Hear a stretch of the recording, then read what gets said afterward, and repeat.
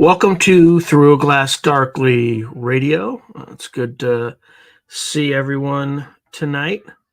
And you are listening to the intro music was Mark of the Doomslayer by Karl Casey at White Bat Audio. And today, there's really nothing on the schedule except for open lines. So just give me a moment. I used to have a banner and someone removed it, as it was really, really helpful when people do that. So I'll create a banner with the email address shortly.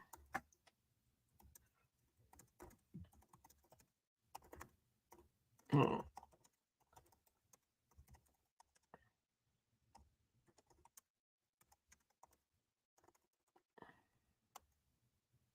Just give me a second.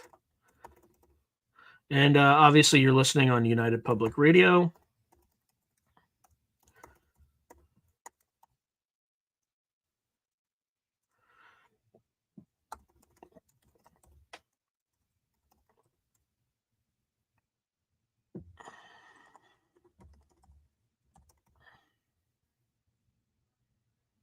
Okay.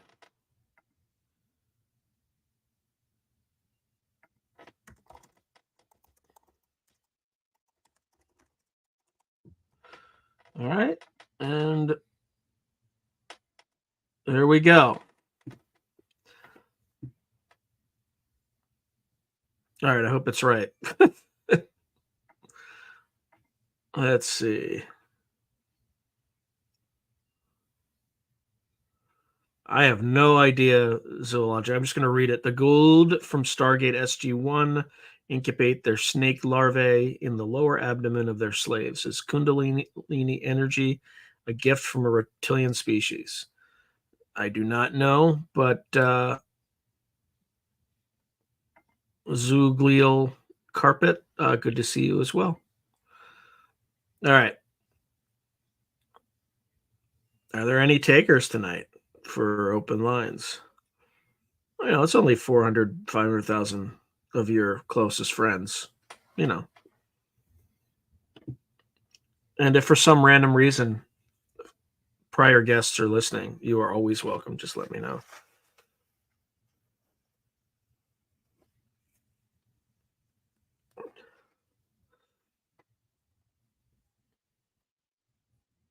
And it is quiet tonight.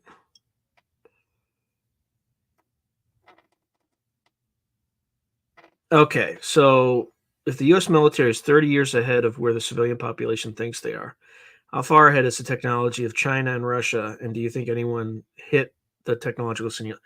So, with a why to that. So, the U.S. military is not 30 years ahead of what civilians have. In many cases, they're 30 years behind. At least the Army was when I was in. So, there, maybe the Air Force and Navy have some stuff that's maybe a decade ahead, but this whole 30 years ahead thing is a complete misnomer. Um, I don't know why people keep saying that. I remember like when I was in the Army, our GPS systems were like 25 years behind, and I had a personal Garmin that was just superior. I mean, now granted, it probably wasn't as secure, but we had these old plugger systems which were terrible. So yeah, I think quantum computers are definitely part of the race. Hypersonic missiles are also part of the race. Um, Potentially anti-gravitic technology could be a huge, and anything in the power realm in terms of new exploiting new power sources. So with quantum, there are a number of things. There could be quantum communications, right, which would be instantaneous communications, regardless of distance. That just kind of, well, I can never remember the quantum mechanical principle, but there is one that's associated with that. But there's also quantum computing, which, when it comes to encryption, that's just going to basically render it obsolete because of Shor's algorithm. So the first person to that is basically getting into everything, hacking secrets, financial transactions. There's no amount of conventional encryption that will stop it. Now, I'm sure there'll be quantum encryption of some sort, right? Because it's just like this Red Queen hypothesis. The predator and prey are constantly running, almost like they're running in motion. So I'm sure that there will be factors around that. Yeah, maybe. I don't know. And obviously, AI, the AI singularity, being able to leverage that, drone, more and more sophisticated drone warfare, which should actually terrify us as American citizens, because at some point they're not going to need soldiers. And when the government doesn't need the people to fight their wars, then they don't need the people. So they can pretty much unleash this tech against their own citizens, which would be merciless and unfeeling and not great. So let's see other areas where there could be a potential race would be on genetic engineering, CRISPR technology. The Chinese, there was a scientist in 2018 that actually tried it on human beings, and two twins were with CRISPR enhanced DNA were born. So that's an issue. More bioweapons. We actually just I can't obviously I'm not even I'm not going to talk about that topic because I start to stray into um, what the tyrants call medical misinformation and disinformation. So I just can't touch it. Can't even speculate about it because the Nazis that run some platforms will take down the video. So it's funny how you can't even talk about certain topics anymore. I mean, it's absolutely ludicrous. The other thing is you're going to have, or at least an attempt for digitized currency, which is also a nightmare because they can track everything that you buy, and then they can say, you've had too much meat this week, and you're not going to be able to buy steak anymore for the next 2 weeks, right? So yeah, we're looking at a potentially dystopian future. I just hope that people start to explore ESP sort of stuff, because I think that's the only way out of it. I think there was a recent experiment where they had two people communicate through dreams using technology, which is also terrifying because you don't need technology to do that. Like, we can already do that, probably. It's just nobody's been taught or how to do that. A lot of the natural abilities that we may already have and were vestigial abilities are now being replaced by there's a move to replace them with tech, which is also horrifying because the last thing you need is for some friendly corporation to place a chip in your head so they can start tracking and monitoring your thoughts and feelings and all sorts of insane stuff. God knows they don't let you say what you want to say or what is probably a reasonable thing to say without currently trying to monitor your speech. But imagine if they could monitor your thoughts, right? Because people think some crazy stuff and they never act on it and they never do anything. But imagine if somebody shows up at your house for pre-crime, right? How you doing this year? Yeah, I mean, I think that's a technology they've had since the 1960s, which is uh, like high-powered microwaves or just microwave weapons that could fry your brain.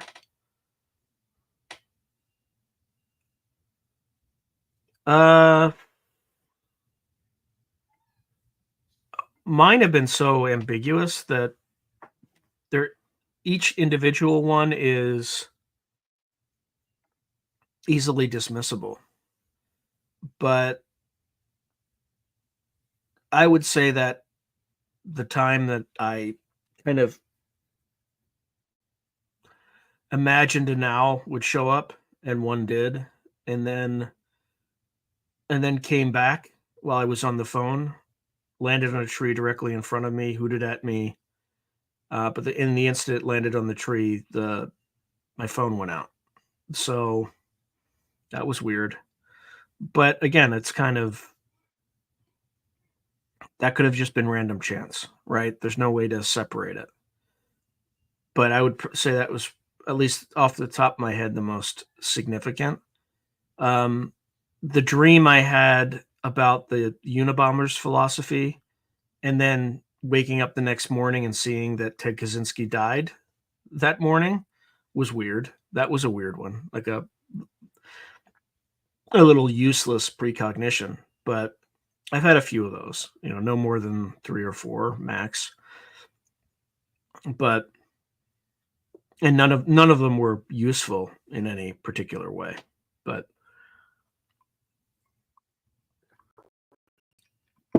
oh, I should be checking my email, by the way.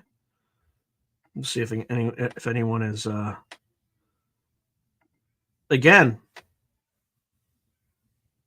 if you have any interesting anomalous experiences that you want to share, you are welcome to join Open Lines. Email Through a Glass Darkly with Sean at gmail.com, and then I can send you a link.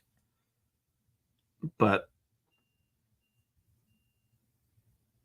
yeah, so anyway, just going down the list of kind of future technologies. We didn't really get into drone technology, but imagine if you could embed mobile mines into artillery shells, right? If you wanted to deny an enemy access to a certain piece of terrain, like block a road or something like that, on the fly, you could launch a few artillery shells. Each artillery shell is a autonomous drone, and what it does is it could be like a human anti-personnel mine where it just sprouts legs like a spider when it lands and then just chases anything with two legs that moves and self detonates when it finds them.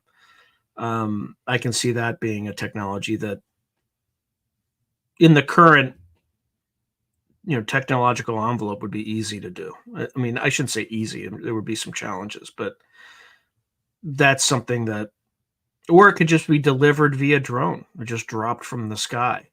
And then these things hit the ground and they start chasing after people, soldiers, and blowing themselves up.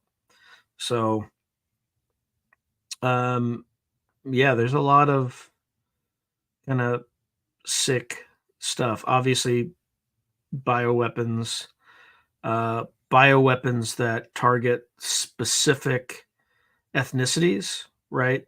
So, I actually wrote a short story about a gene. I think it's the EDAR gene that I think 96% of Han Chinese have. So it just targeted all the entire genome without that gene, right? And to devastating effect. So yeah, there's a lot of creepy stuff that can be done. Yeah, it's I wrote a short story about it. It was published on Vice Media. It was called Swarm, and I think it was published in 2017, long before the Russian invasion of Ukraine. But it's about that. It's about towns you would have heard of recently, kind of recent in the recent conflict. Other things that I could see, earthquake weapons, weather weapons, um, which I think they're like. Well, I'm not even gonna go down that path because I've never been blocked or had a video taken down for talking about it, but it's definitely not worth. It's not worth the risk right now. So, just I don't know if weather weapons exist. I think there are cloud seeding technologies that can, clear the sky for certain events. Whether or not you can cause hurricanes and things like that, I that seems a bit much. Um, but I don't know. I don't want to speculate on any of that because again, I could lose the channel for something stupid, right? So I don't really want to talk about it. Other things, more space weapons. I think we have something called rods from God. These like tungsten metallic spikes that they just drop on targets anywhere around the world. They're non-nuclear, but they basically have an equivalent kinetic impact.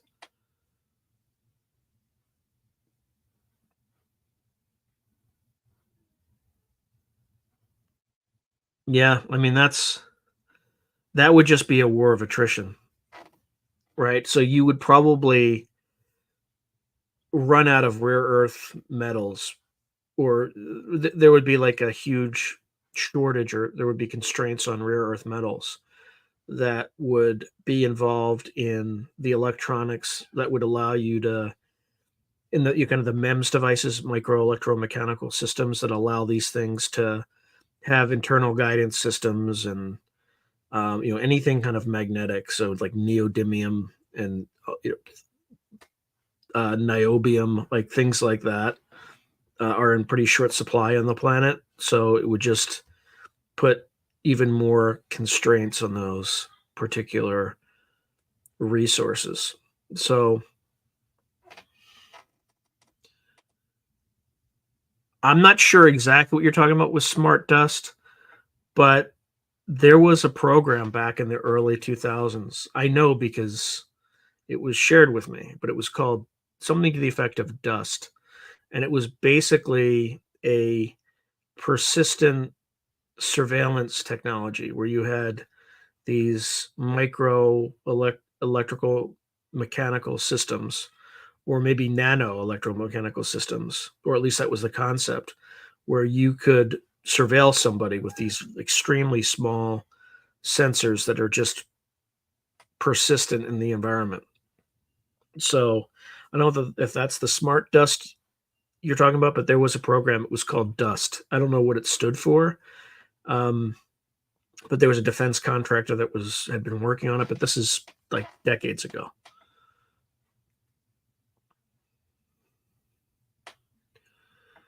Yeah, maybe it's a fraud, or maybe there's just too many people on the planet.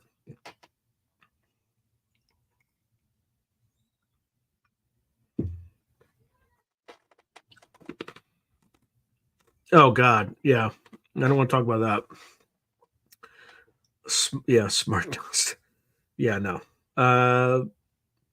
Yeah, there might also be like a nootropic revolution, right? Or neotropic, or I think it's called that.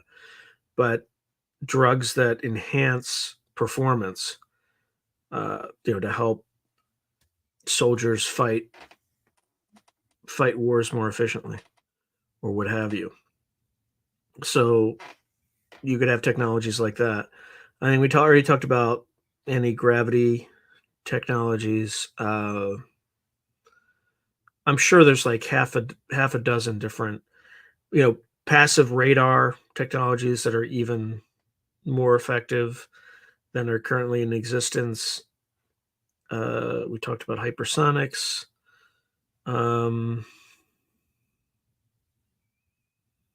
yeah, and then a lot of it would be on kind of like how to self-organize AI, right? So you start with individual. We're talking about robotics, right? You see this Optimus thing that Tesla, I think, just put out. Well, you might be able to enter a different state using just hemisync, and that was kind of created in the 1970s or 80s, something like that. That can certainly help. But I'm thinking, if there's anything else.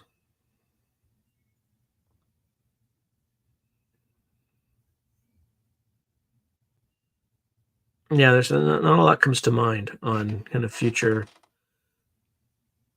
Probably exhausted as much as I can think about on future technologies. But so far, nobody's emailed me.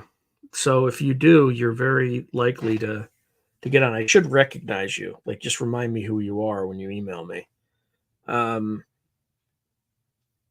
I'm not on a delay. So if I just pick somebody who's completely random, I could, you know, they could do something that gets me into a lot of trouble.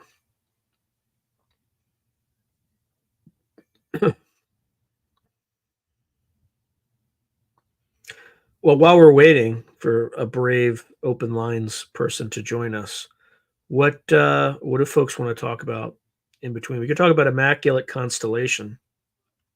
I talked about that last week on my monthly live session on the kind of on the main channel. But other things that are kind of interesting and tied in time. Hello, Woo Riders DG. Good to see you. So with Immaculate Constellation, there was this Google Trends thing where there was a huge spike in kind of June 2023, right before the Grush hearings. It was also, the spike was in areas like, where all the aerospace companies were in Southern California, where Lockheed and Moffett Field were, and Stanford in Northern California, uh, Dayton, Ohio area where Wright-Patterson Airfield is, Austin, Texas, where like Hal Puthoff and all those folks are. The kind of the Boston area where you have Harvard University and a bunch of other like Battelle and places like that. And anyway, and then also in kind of the Denver area around Cheyenne Mountain and a lot of where there's other major military space assets. So it looks like people were worried about that particular thing being exposed, so they were looking for signs of it leaking on the internet, and in doing so, they exposed themselves in terms of revealing that. So what happened subsequently is that little signal in Trends magically disappeared, right? Because I'm sure the NatSec infrastructure kind of called Google and wanted to make the magically delicious reports just go away. So go away they did. Simultaneously, or in kind of the same time period, the Internet Archive went down. Kind of interesting. Interesting timing, right? When people start looking up Immaculate Conception on, dated websites Immaculate Constellation on websites and things like that. Interesting how that went down at the same time. So there's clearly a persistent effort to shut that down. All that tells me is it's not a hoax, it's real, right? It's if this stuff was still up and they just let it be and didn't actively try to take this stuff down, it would be easily dismissible. But they did, and it's not. So clearly there's a program called Immaculate Constellation. The other thing, there's a theologian, a scholar, his name is Paul Thigpen. He had some thoughts on that too, that he sent out on an email about why was it called the Immaculate Constellation. And basically it boils down, and again, this is pure speculation. He doesn't know the answer, but the Immaculate Conception is associated with the birth of Jesus. Mary is the mother of Jesus. So he kind of tied it to Mary. And in Revelation 12:1, there's something about Mary and the 12 stars circling above her head. And obviously that's kind of a nod to the Majestic 12, Zodiac type groups. And there's also, maybe it could be tied to some constellation. Virgo is the constellation that is associated with the Virgin Mary. But, if you look that up on, you're going to use ChatGPT to see what stars are there that could potentially be locations. There's really nothing. So anyway, just a kind of strange, weird, lots of coincidences going on right now. So let's see. Now next month how about we talk about how next month UFO hearings are a waste of taxpayer money? Yeah, I mean, the U.S. government is a waste of taxpayer money. Okay, let's just put that on the table. Have they done anything for you lately? They won't protect the border. They send all our money overseas and to protect other people's borders, and they overtax everybody. Okay, let's just start with that.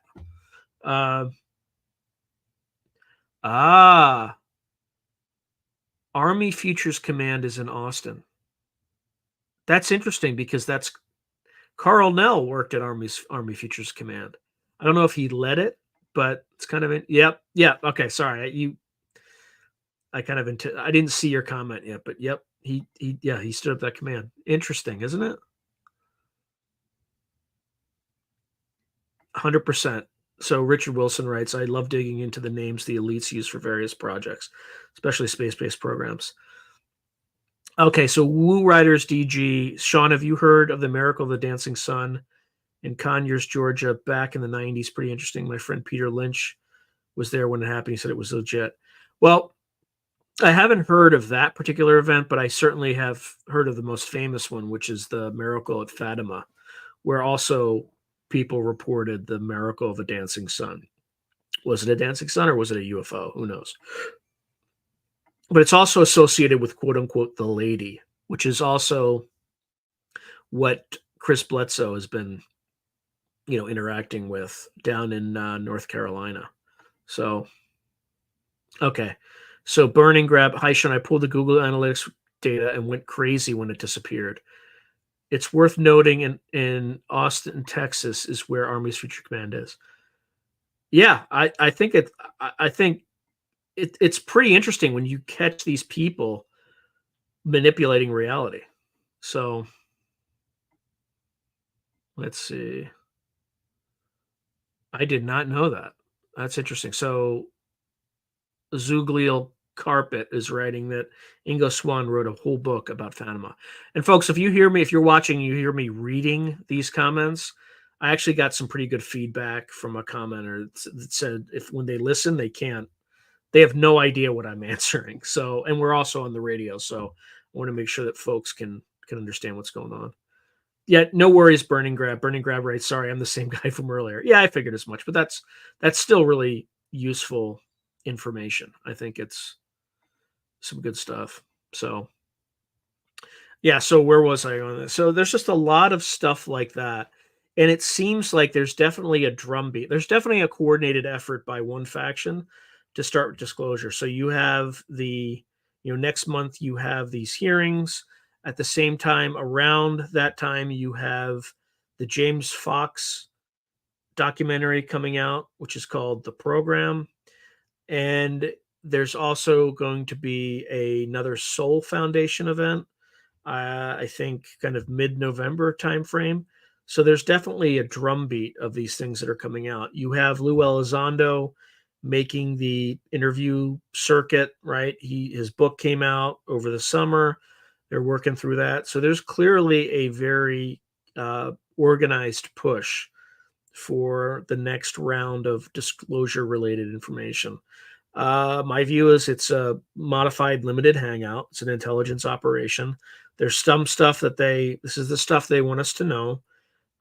It's more sanitized. It's easier to digest, but it also deliberately, in my opinion, I don't know this for sure, avoids information that they'd rather not talk about at this stage, like human mutilations, cattle mutilations, all that sort of stuff. And the size stuff is going to be a little bit downplayed. They're not going to talk too much about it, but we'll talk about it a little bit, like Lou Elizondo does in his book. Okay. All right. So Woo Riders DG says, I can say I was present at the apparitions of Mary in Medjugorje, right, Bosnia, and I can say it was legit. I saw a silhouette of the classic Virgin Mary form with blue aura outline and light round body. Yeah, that's interesting. There were apparitions there. I don't know if how the Catholic Church chose to deal with that one in particular. I haven't checked recently. I'd have to check. And then Woo Riders DG, and an overwhelming feeling of peace to the point where most broke down in tears. Tell us more. In fact, if you want to come on, and I mean, if you were legitimately there at Medjugorje, Woo Riders, email me now, and I'll get you on because I want to talk to you about that. I'd actually be fascinated because if you were indeed present there, I think people want to know. Okay, so sorry, the Zugliel Carpet. Sorry, the Swan book was not just the miracle at Fatima. Here's the title: The Great Apparitions of Mary, an examination of 22 supernormal appearances. Yeah, it's kind of interesting. Again, I wonder how that ties into the Bledsoe thing. And there might be also some hints in that book about what's really going on and what our intelligence community knows, given his close association with the U.S. intelligence community. I mean, he worked for them. So that would be an interesting book to check out. Speaking of interesting books, so I was reading Operation Trojan Horse, and there's a guy's name in there. His name's Tom Monteleone, who was cited by name by John Keel because of this hoax that he gave, that he perpetrated regarding the Indrid Cold Lanulos story. And it turns out I know this guy, so I reached out to him and did an interview with him. And it just so folks can see the anatomy of how a hoax happens and how people think about hoaxes. And like this guy went out of his way to try to get caught as he was doing it because he would just make his stories more and more ridiculous. And then when somebody tried to actually expose him, the no one believed it. They just thought, "Oh, you're just, you're working for the intelligence community. They just want to shut him up. This is real," things like that. But anyway, I interviewed him. That should probably appear at the end of November on my channel, Through a Glass Darkly with Sean. So definitely check that out because it is pretty entertaining. Like this guy, for a brief period of time, fooled the great John Keel.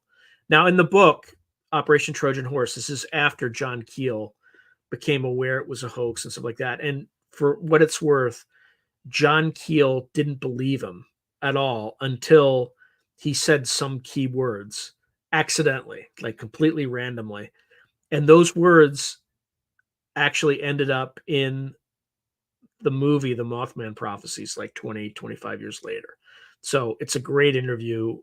But on this channel, we interview everybody. I want to know, because that's the way that you're supposed to do research.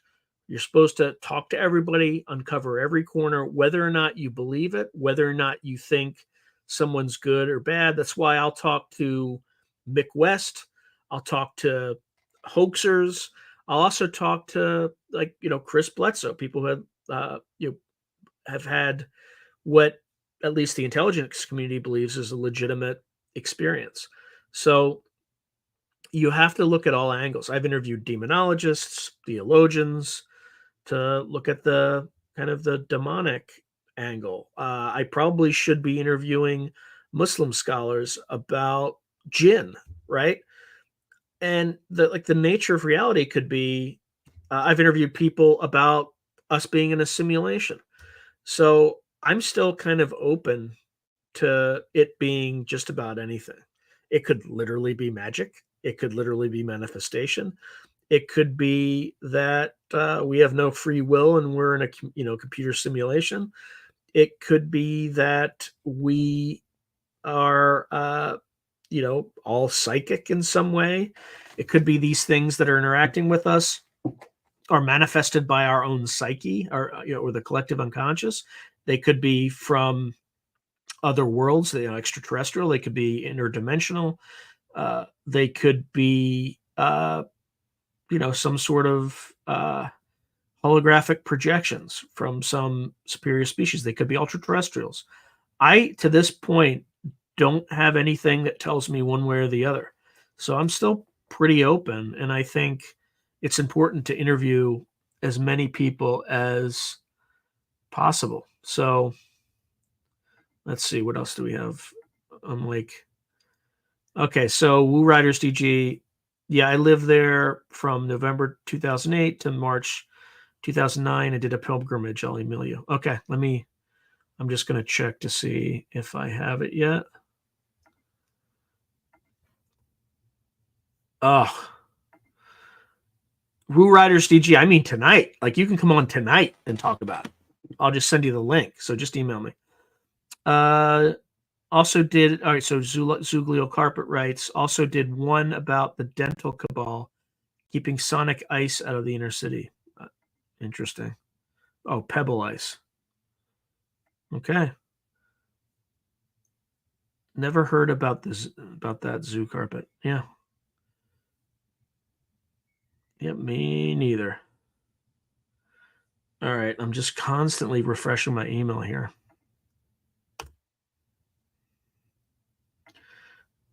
All right, so I don't even know where I was, what I was talking about. Oh, I think I was talking about this disclosure kind of carpet bombing.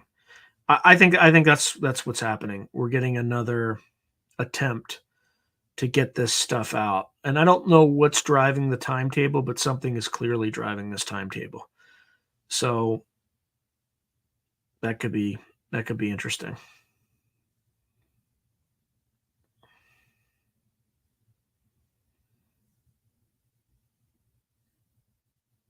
All right, so trying to think what other random. And the other thing too is this guy Tom Monteleone. He like not only did he know Tom, did he know John Keel, but he also you know knows Whitley Strieber. I mean, it's a weird world. Oh, interesting. Yeah, I'm not surprised. No YouTube notification. What a shock.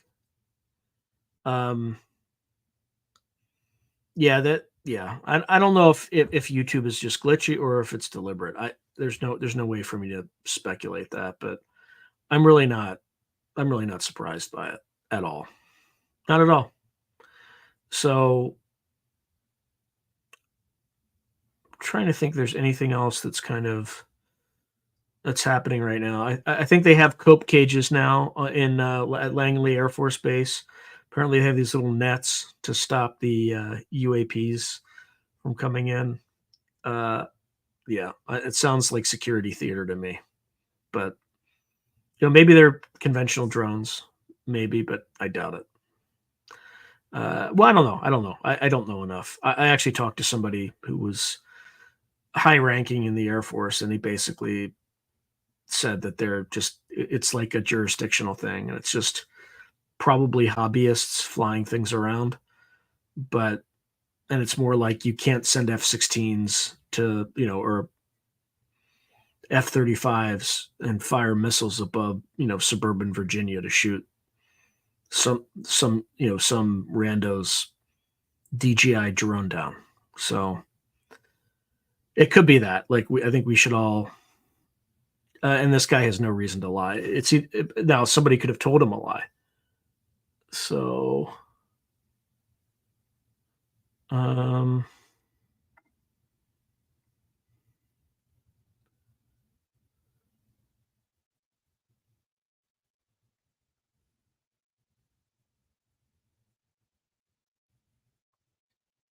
anyway,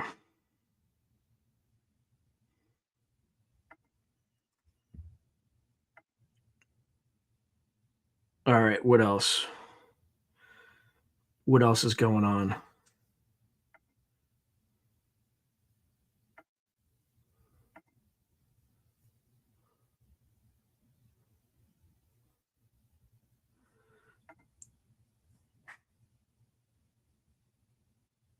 Oh yeah. So Geldrich just sent out a call for people to join in on open lines. So hopefully I hear some stuff, and you can clearly see the link. So maybe we'll get some folks will want to come on.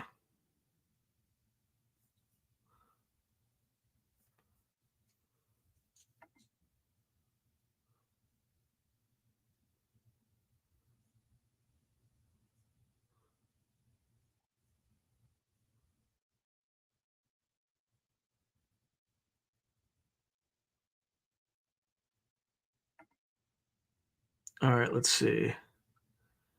All right, so I tried to complain about a drone that was too close to an airport and flying over our buildings. Says billionaire hedge funds, and the FAA no longer does phone reports, and you have to fill out a form now. Of course, that's fine. I mean, I wouldn't be good for one of these open lines thing because nothing crazy has ever happened to me from like a paranormal side, other than weird owl stuff. But that's about it. Let's see.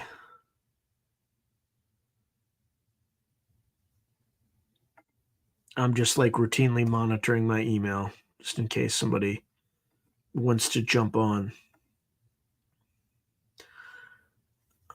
But I think SpaceX accomplished another amazing feat today. So Yay, SpaceX. I think they landed some booster that kind of went up in space and then came back down. So that's pretty interesting. So that's good stuff there. There are rumors in the ether that there's going to be another wave soon. Like those UFO waves in the 1950s. There are rumors that there's going to be several years of that coming soon. I'm just passing it along, right? It's just a rumor. So treat it as you would gossip, okay? But you start seeing diamond formations and stuff in the sky. You heard it here first. I personally don't think you're going to see anything, but I think it'd be pretty funny if I say look for it and it happens. But I think we're so close to like complete and utter civilizational self-immolation along so many different factors that maybe we will see something like that, right? I mean, we have like we got Israel going crazy, attacking neighbors that are like, that basically represent a population of 1 billion people, just going nuts. Look, Hamas, I agree with you. Just have at them. But when you start like picking a fight with Iran, like, your daddy, Uncle Sam, isn't coming to save you, because we've so alienated the warrior class in this country that good luck trying to recruit the soldiers you need. And then after you start, because these things would be high intensity conflicts. And by the way, it's not just the whole kind of Middle East regional kerfluffle, but it's also, continuously pushing Russia's buttons. We start sending troops over there. We're good now, but we're going to run out of ammunition pretty fast. This isn't like counterterrorism operations in the Middle East. This is high intensity conflict where you just burn through ammunition and fuel and resources. And, our elites have basically sent much of the manufacturing overseas. We still have some stuff, but there's only one molybdenum mine in California. That's it. They may have just reopened it or not. I think it's called like Mountain Pass Mine. I've actually been there, believe it or not, because I wrote a novella about it. But that is, we don't have a lot of access to these rare earth metals. So at least in the United States, that's the only place in the United States. So we can start picking fights with people, but we're going to quickly have problems. And then again, recruiting manpower. We can't even recruit it now. And do you think that when you have these conflicts, you're going to be talking about, we lost something in the, below 10,000 in both Iraq and Afghanistan. Imagine if you're losing 1,000 soldiers a day. That's the kind of operations that the Russians and the Ukrainians are up against. And now in Ukraine, they're starting to, they're standing outside concerts and they're going after the children of the elite now. That's how bad their manpower situation is. So, and at the same time, we've, just left the border open. There's 22 million Americans not Americans, foreigners that we're not paying anything. Like we're giving more to them than we are to people to relieve people who are in the Hurricane Helene, right? So I don't really know what the U.S. government does anymore. I think the time to release this secret about UAPs was last year. I don't think anybody's going to believe them. If they come out, they'll think it's a psyop, because they don't have any trust left. I mean, after the whole COVID thing, I mean, are you kidding me? Like Fauci's still fine. Like, it's like nothing happened. I'm great. I'm retired. Everything's fine. Like, are you kidding me? You designed a bioweapon, dude. I mean, you didn't intend to unleash it, but still, you didn't design it, but you funded it. You funded EcoHealth, which funded the Wuhan Institute of Virology, where the thing leaked from. So, like, there's no accountability whatsoever. These people are just out of control. But anyway, I'm not going to go on a rant. I don't want to get into politics. Let's see.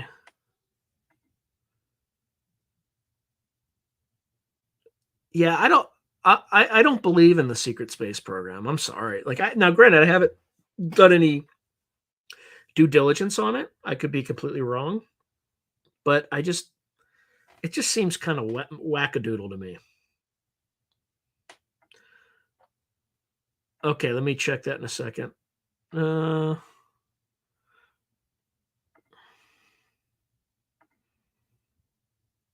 right. Let me bear with me. Got the invite. Got copy. And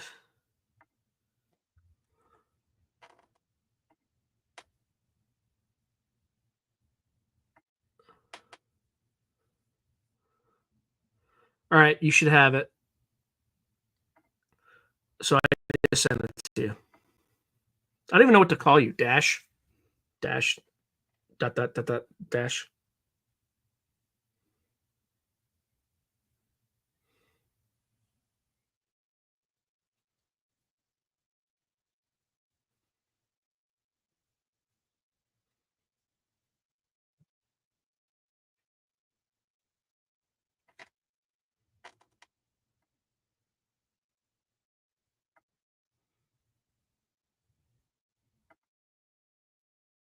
Hey, Timepiece Adventures. Good to see you.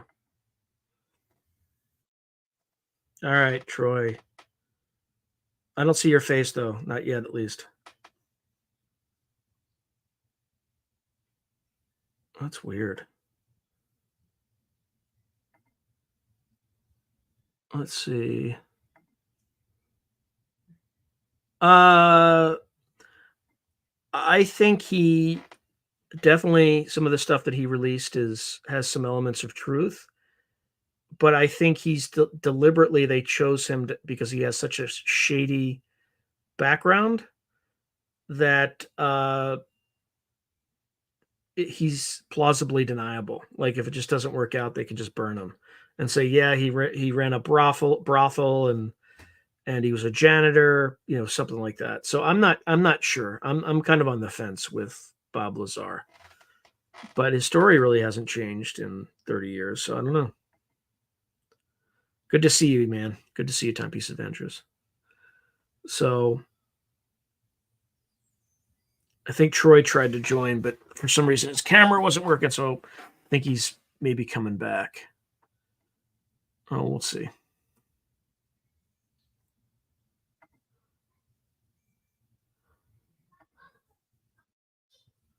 There we go. I can see you now.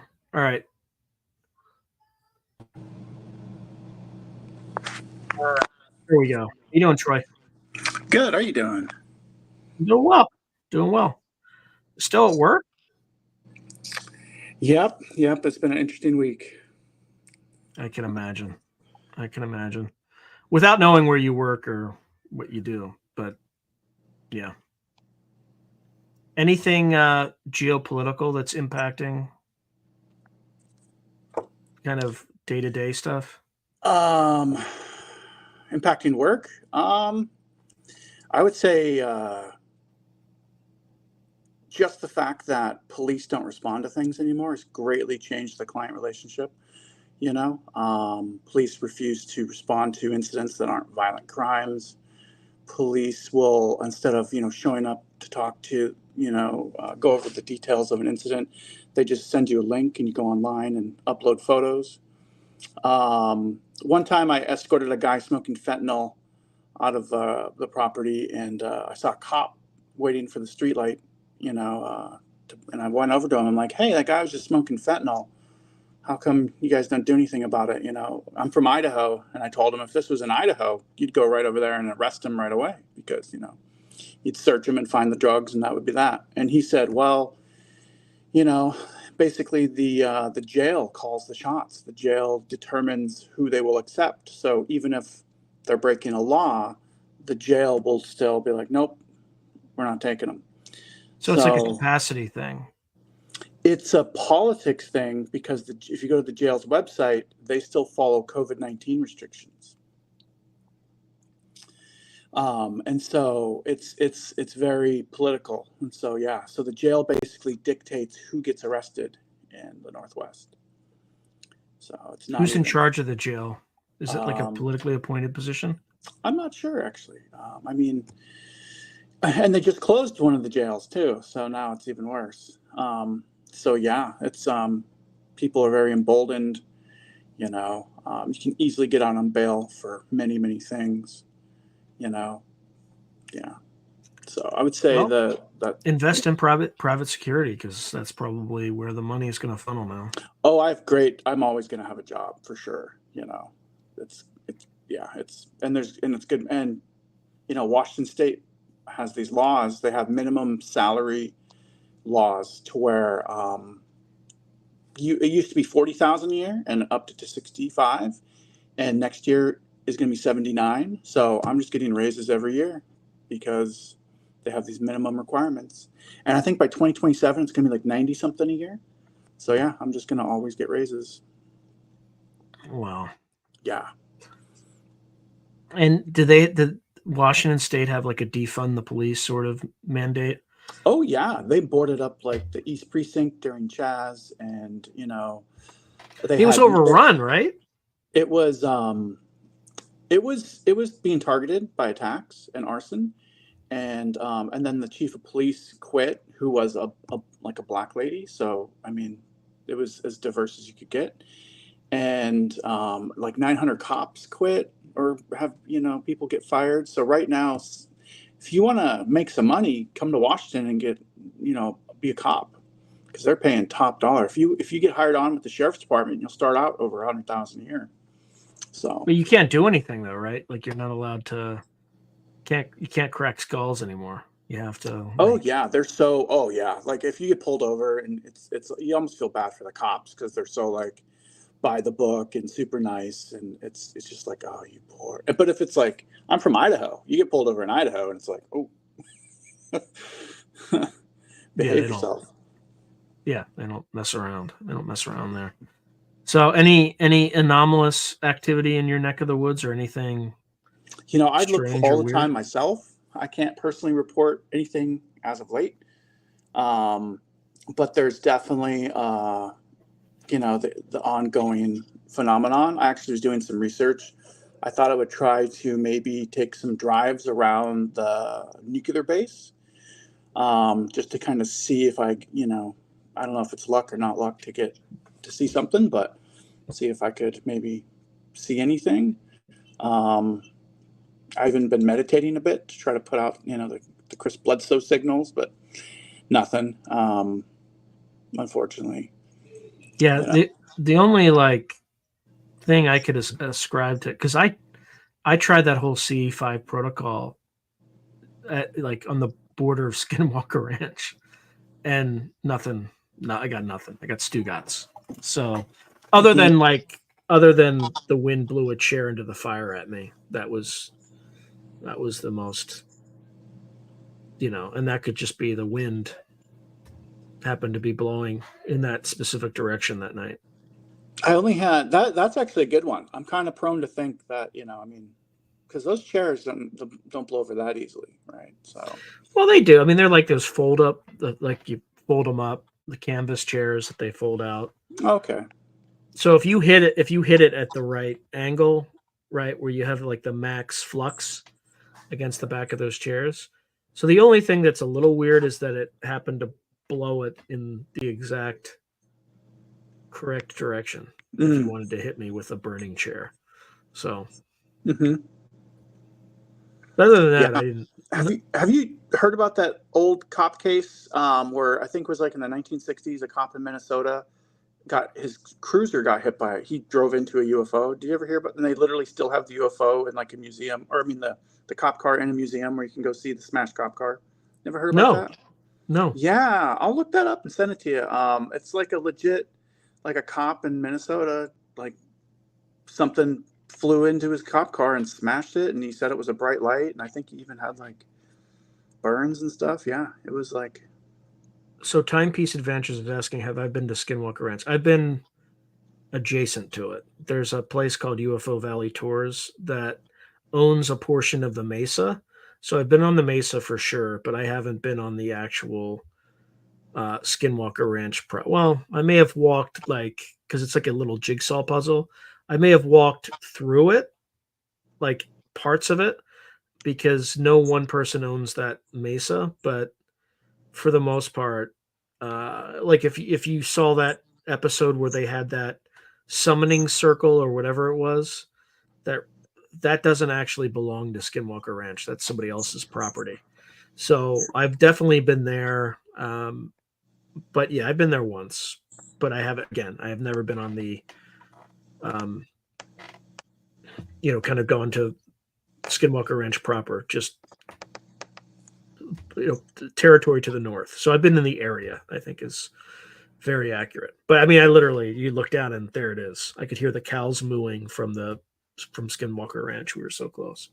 So, and again, it was like literally if I crossed the property line, it would be in the Skinwalker Ranch.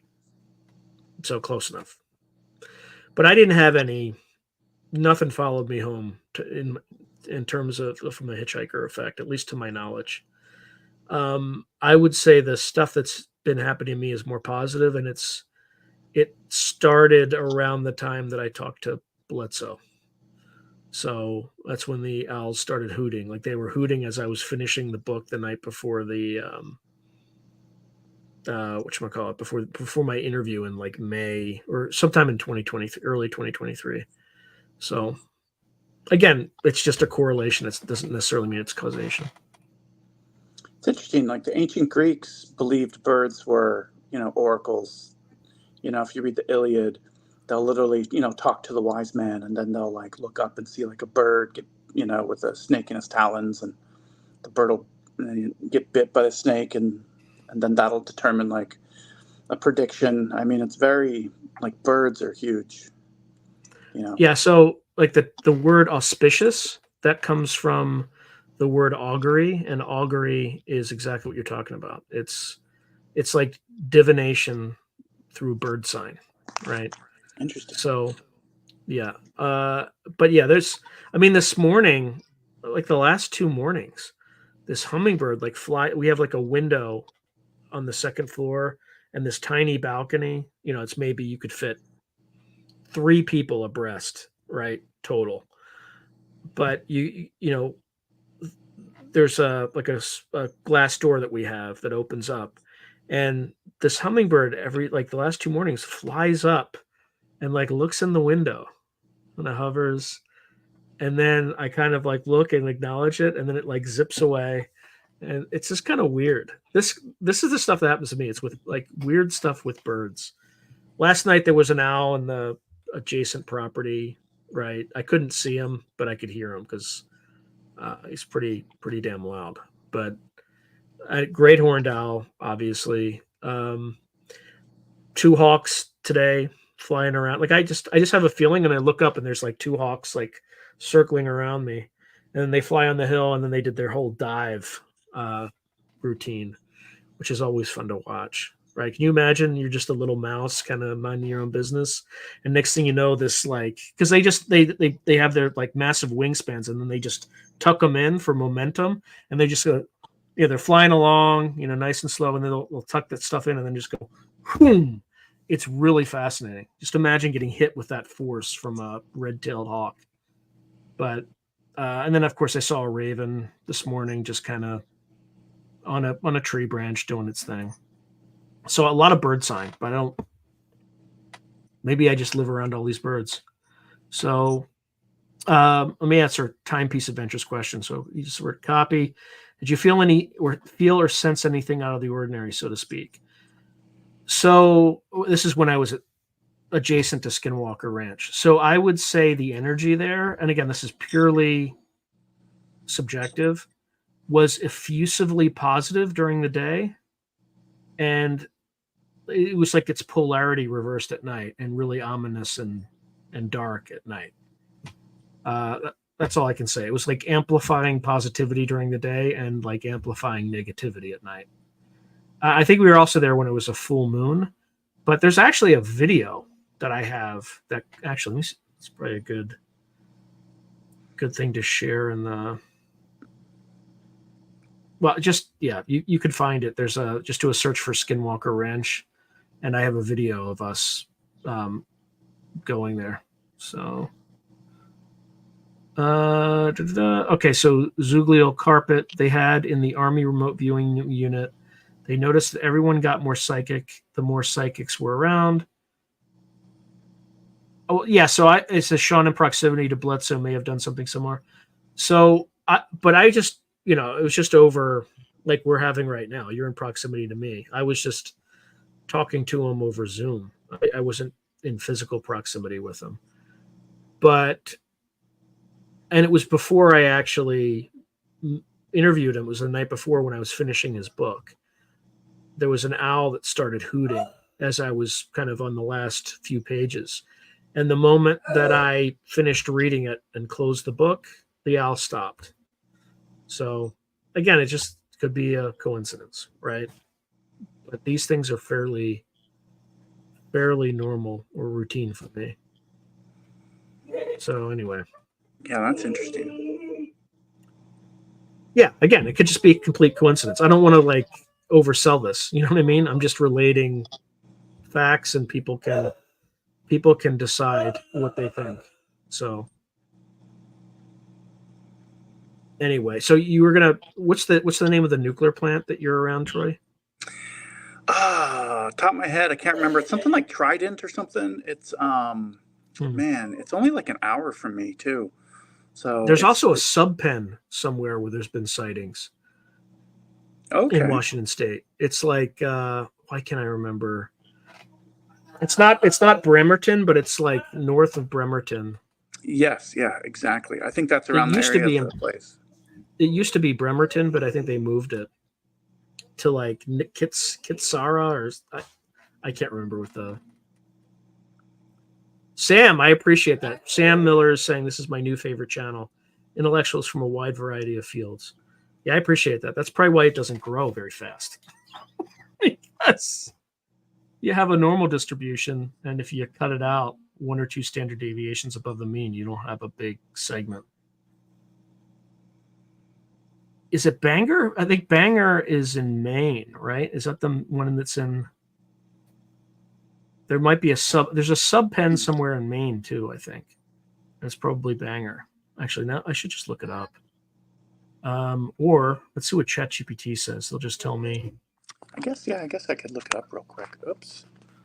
Where are all the U.S. subpens?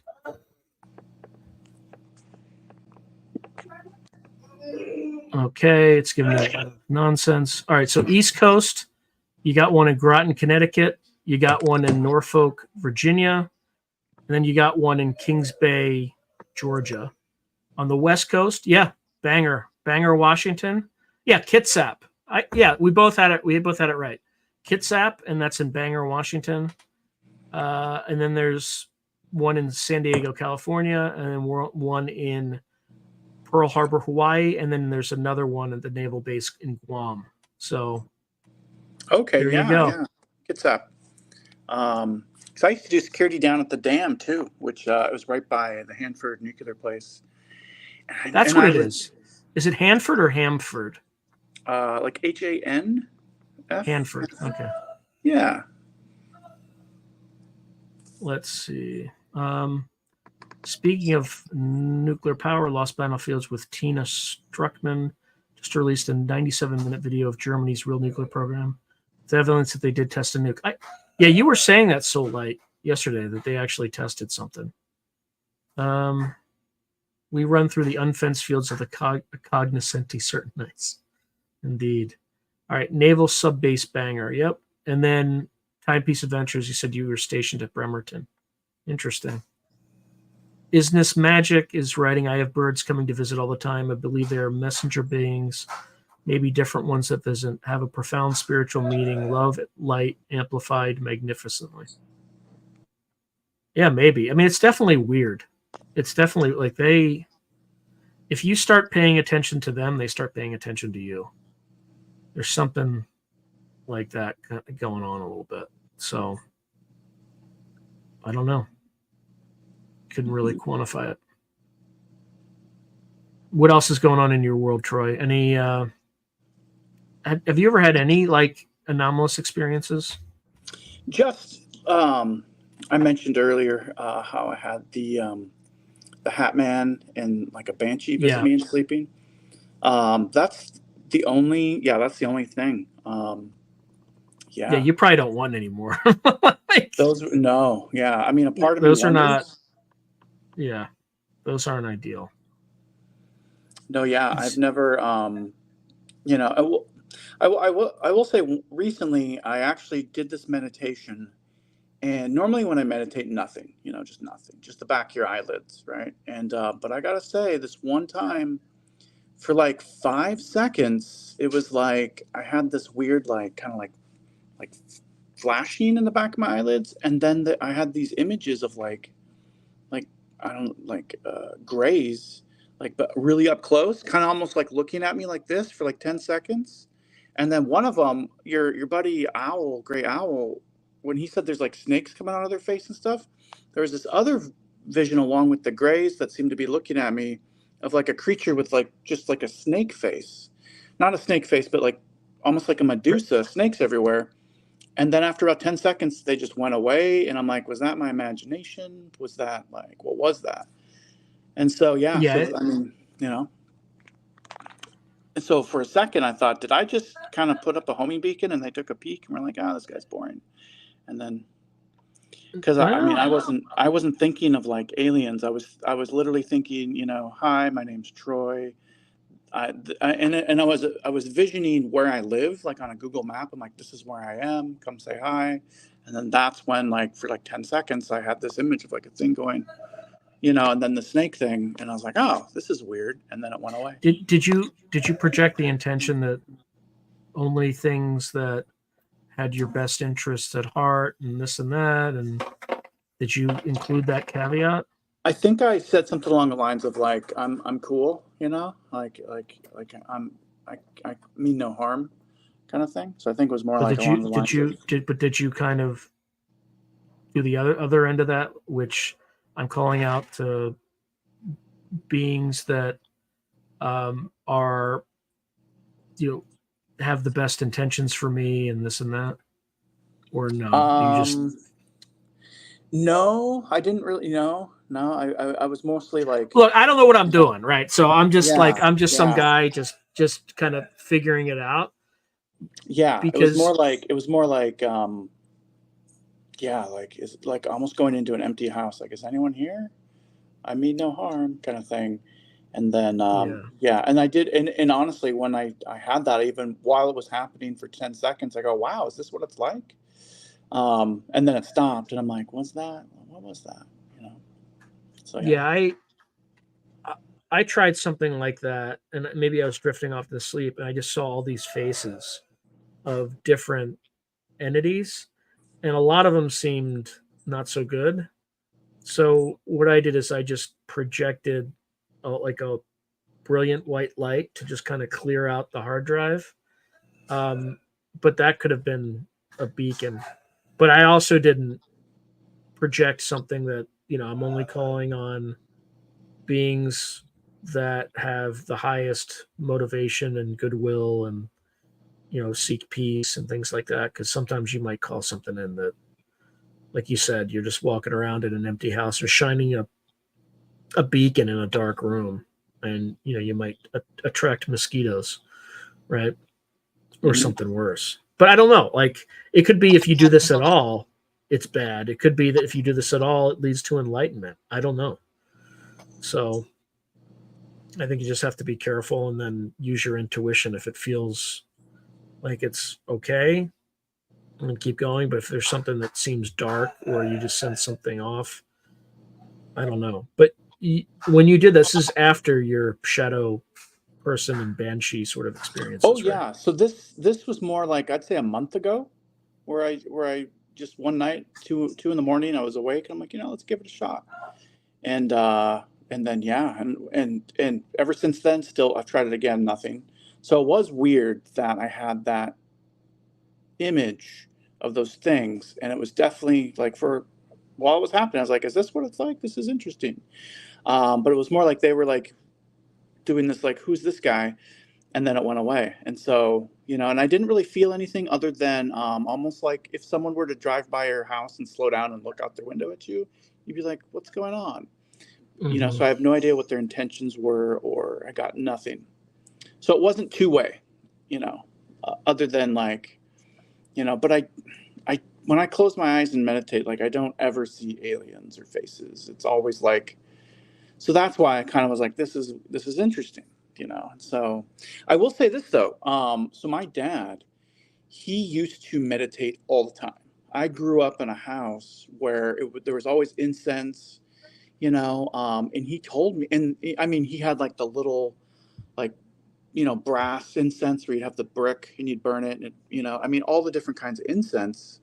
Mm-hmm. Um, and what happened was he stopped doing it, and I never really thought much about it, but I asked him one time, like, hey, why don't you meditate anymore? I kind of didn't think about it. And he said, well, he had an out of body experience and it freaked him out so bad that he never did it again.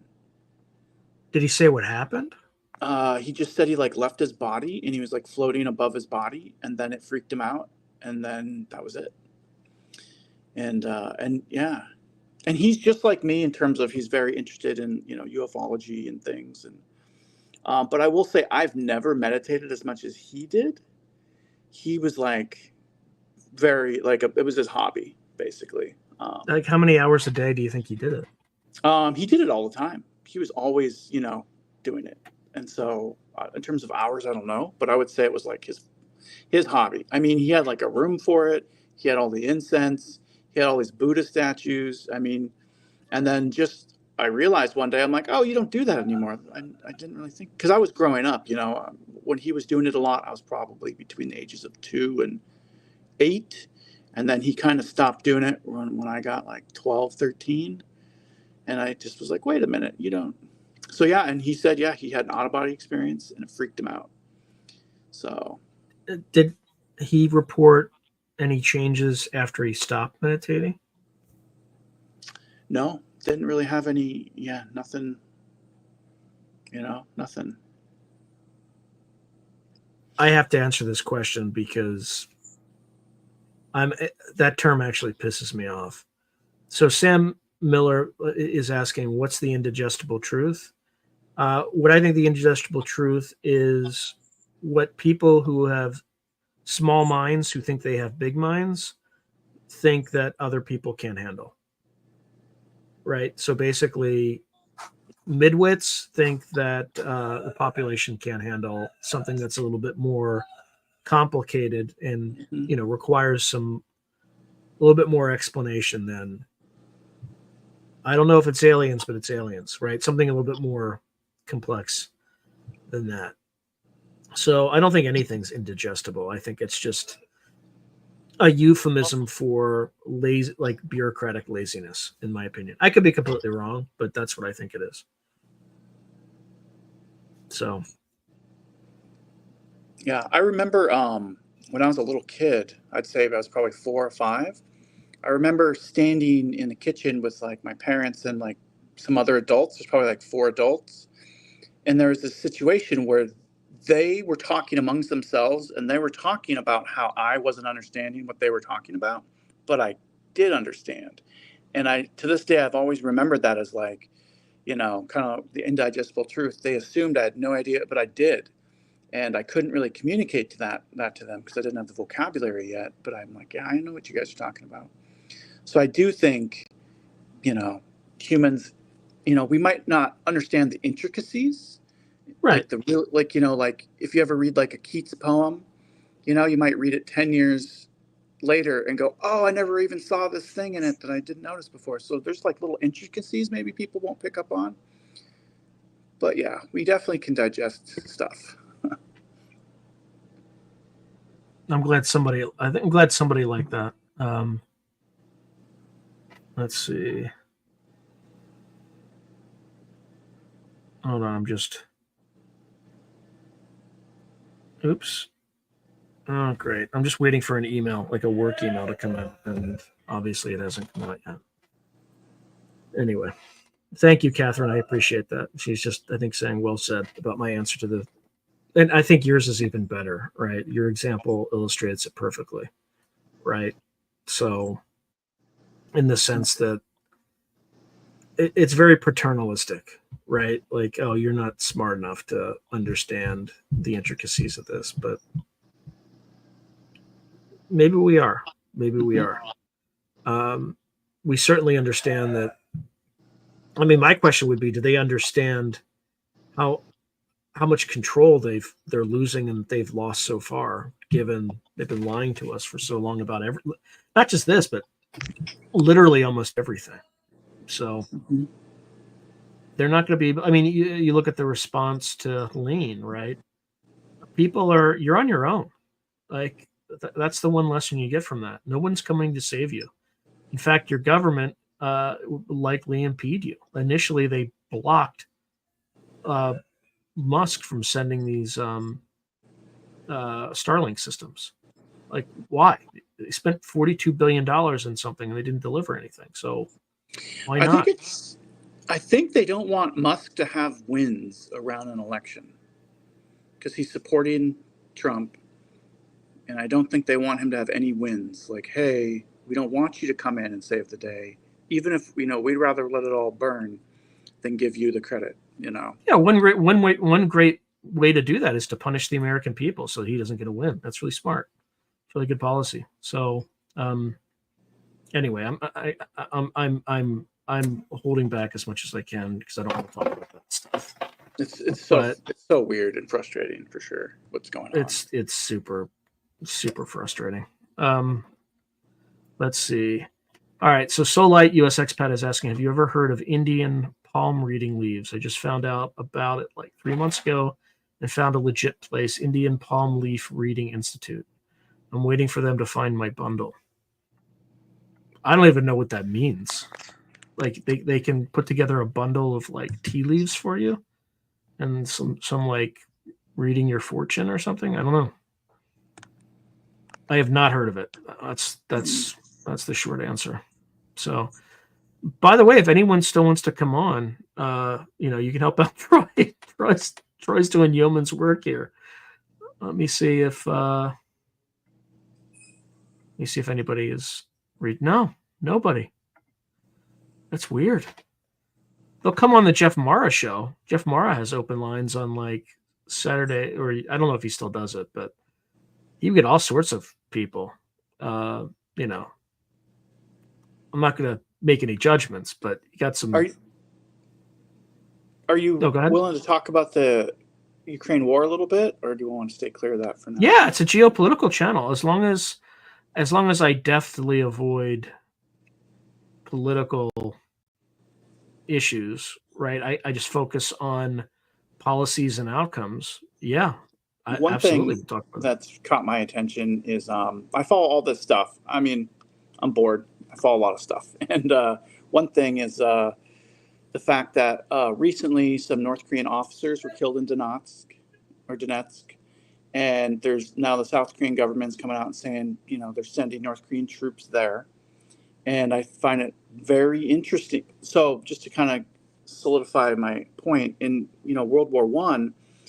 A very similar war in the sense that there's stalemates, trench warfare. You get hit with artillery. They were, and in 1918, for the first time in history, one side got super reinforcements. We sent 1 million troops to France. I think it was like May of 1918, and within 6 months, the war ended. And North Korea is just, as you know, they have requirements for all their citizens, the male citizens, to be in the military for 10 years. They they're trained. I mean, Russia right now is sending people that are hardly trained to the front lines. There's even reports of sending like people in their 50s and 60s. And if they get reinforcements with, I mean, I would just speculate on these numbers, but say like 20, 30, 100,000 North Korean trained soldiers, that could, and North Korea has a nuclear power and they have jets and other things. Basically, you'd have like two nuclear powers invading Ukraine, and we still wouldn't be allowed to attack anybody. We wouldn't be able to send jets in. We wouldn't be able to send anyone in. So I think it's interesting that the field of war is now changing, and you have North Koreans possibly entering the conflict. And if they entered in a big way, by say, sending 100,000 in one concentrated area, that might greatly change how Ukraine responds. So I think we're in new territory with this. That's kind of, to your point. Solite US expat is writing, South Korea just got caught sending drones into Pyongyang 3 times, dropping pamphlets. North Korea warned if South Korea does it again, that they will attack. Could you imagine a more pointless war than that one? Like, I mean, I think the South Koreans could hold them off for a little bit, but they would need us. And here's EPL, UFOs, USOs, ETVs, and the phenomenon. That's a long tagline. But people are burned out today on media. Iran nuclear facilities cyber attacked. Trump third alleged assassination attempt, along with everything else. People are tired of having their heads used as a tennis ball. I don't. I briefly read something about that third alleged attempt, but I haven't looked into it yet, so I don't know anything about it. Excuse, I have to say. Hello?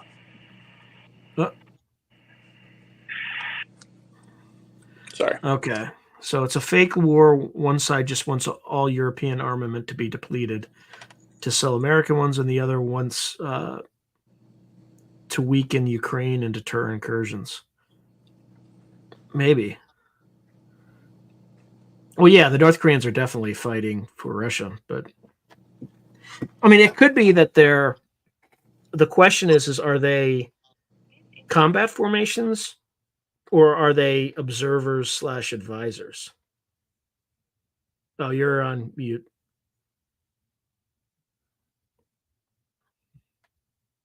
No, it looks like he's sorry. I just said, are they combat formations or are they observers / advisors? So there were officers killed who were observing training, they said. But it kind of doesn't make sense that there would be training in Ukraine. Usually Russians train in Russia. So they were probably learning how Russia does things. So when the North Korean troops arrive, they know how to mix. And there's also a report that there are North Koreans in Russia training also. But in terms of the people killed, there was officers killed in Donetsk. So interesting. Yeah, and there's so many. It just opens up a can of worms, right? I mean, North Korea. I'm guessing there's probably field commanders and all types of area commanders. So is North Korea going to be taking orders from Russians? Is North Korea going to be allowed to do everything? Maybe in some places they'll coordinate, but other places they don't. I mean, what kind of help are they supporting? In World War II or areas where we were providing support, they basically, the Allies would take commands from other countries sometimes, but not all the time. So that's what I'm wondering. Yeah, I think they had like a separate. I mean, General Pershing was in charge of all the American forces, but I'm not sure which command they would have been under, right? Like if they reported to British command or something like that. So yeah, so that's kind of what I'm wondering right now is what is going to happen, well, I mean, there have been reports for about a year or so that like ground like acoustic radars are detecting French, English, and like Polish language spoken. Mhm. So some of that would be the foreign legions, but I imagine that at least the Brits, the French, and the Poles have, covert forces in region and have been doing that for some time. So the North Koreans might not be the first. This is just like an escalation. There was also, and I don't know where this went, but the Russians were also talking about maybe bringing in Syrians, like Syrian volunteers, and like Wow. paying them. Yeah, I don't know. And because you know how North Korea feels about America, let's say there's 10,000 troops, North Korean troops attacking Ukrainians somewhere, and NATO decides to bomb them. Now we have Americans killing North Koreans. Even though technically we could maybe get away with it to where Russia doesn't retaliate, but North Korea might retaliate. We're like, hey, we are now at a war with America, and that might even. Well, I mean, we would do it in a plausibly deniable way. Like the CIA would give the Ukrainians some very precise location data, and then poof, mass casualties. Would we help them if North Korea decided to send a lot of troops? Let's say hundreds of thousands of troops. Which would definitely, they would lose. Ukraine couldn't stop that. Yeah, I think we would definitely, we would certainly warn them, and there would be other levers that we could pull, like cutting them off from funding, preventing the South Koreans, or just cutting off the food supplies that South Koreans send up. Right. I mean, we could. I don't know how tied in they are to South Korea, because South Korea for some time was like providing them with like food and humanitarian supplies. But if that's still the case, we could probably ask them to cut it off, and they would, and then you'd have Koreans starving. So I don't know if we still have that leverage, and I don't know. I mean, the people who are currently in power don't enforce the law or go after criminals. They only just go after thought criminals. So I don't think they would have the intestinal fortitude to do something that ruthless, right? But we could. We absolutely could. Right? We're just not giving you free food. I mean, let's go, go fuck yourself. Right? Like, I don't know. Oh, it looks like Soul Light says North Korea cut off all help from South Korea. So they might be self-sustaining, maybe, at this point. So I don't know. Let's see. But yeah, I thought that was a huge development. Iran providing drones is one thing. North Korea providing artillery is one thing. But, sending who knows how many troops. I kind of thought, okay, that's definitely an escalation.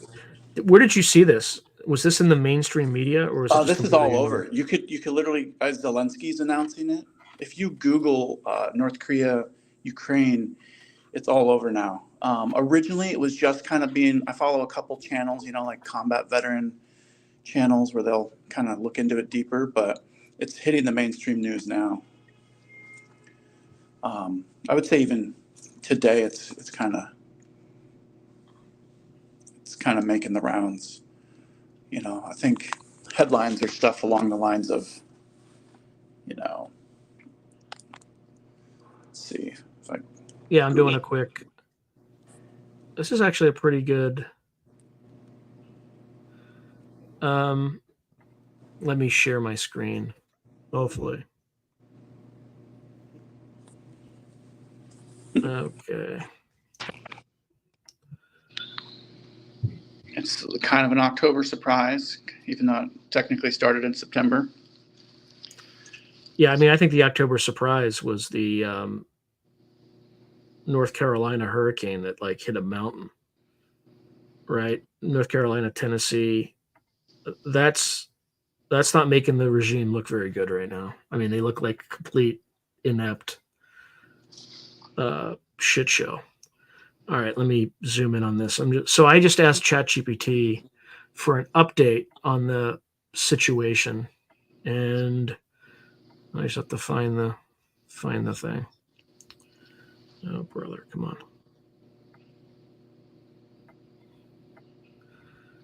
Okay. As of mid-October 2024, the war in Ukraine remains intense, blah, blah, blah. So Russian forces are concentrating their efforts on Donetsk and Kharkiv regions, where they have made some limited advances. In particular, fierce clashes are reported in areas such as Khorakova, Lyman, and Kupiansk. Ukrainian forces are holding their ground, repelling multiple Russian assaults, particularly in the Kharkiv and Donetsk region, and inflicting significant losses on the enemy. However, Russian airstrikes and artillery bombardments continue to target both military and civilian infrastructure. All right, so the Institute for Study of War is, I think, run by a relative of Victoria Nuland. So, and then RBC Ukraine is obviously a Ukraine. So take this with a grain of salt. It sounds like it's pretty bad. Because this is going to be, the Institute for the Study of War is going to be pure propaganda on the U.S. side. So Ukraine is also facing challenges in the southern Zaporizhia region, where Russian forces are trying to maintain their positions despite Iranian counterattacks. Ukrainian strikes, particularly drone attacks, have targeted Russian positions and infrastructure, including oil refineries and military installations in Russian territory. So Ukraine live briefing, Moscow. Okay, so this is Radio Free Europe. So it's a U.S. propaganda arm, basically. Again, I'm pro-United States. I love the United States, but our government has turned significantly dark in recent years, particularly when it comes to information and misinformation. On the diplomatic front, Ukrainian President Volodymyr Zelensky is actively seeking to strengthen international support, especially from NATO allies, to continue to receive advanced Western weaponry. He plans to accelerate the counter-offensive and reclaim occupied territory. The situation remains fluid. Yep, attritional warfare with no name. So when you engage in attritional warfare with a country that has 3 times the population, the outcome will never be in doubt, right? There has to be something that changes for that calculus to ever work. So the next question I would have, and we just do this in real time, whatever happened to the Kursk salient in Russia in the Ukraine war? Let's get an update on that. Remember when they sent all their best equipment?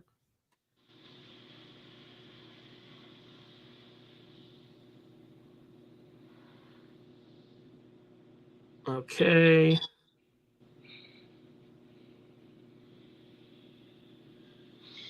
Okay, so what is the status? See, it's not answering the question of Ukrainian forces that made an incursion into the Kursk region.